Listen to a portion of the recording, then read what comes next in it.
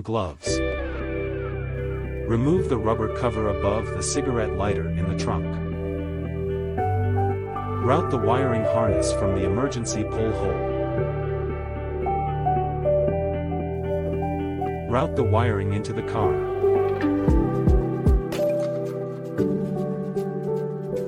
Bring the sun visor inside the car. Connect the plug. Insert the card slot into the headliner.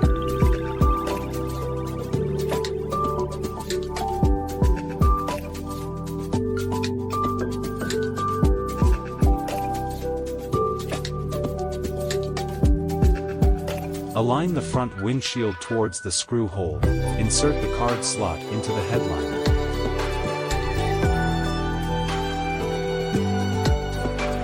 Tighten the screws.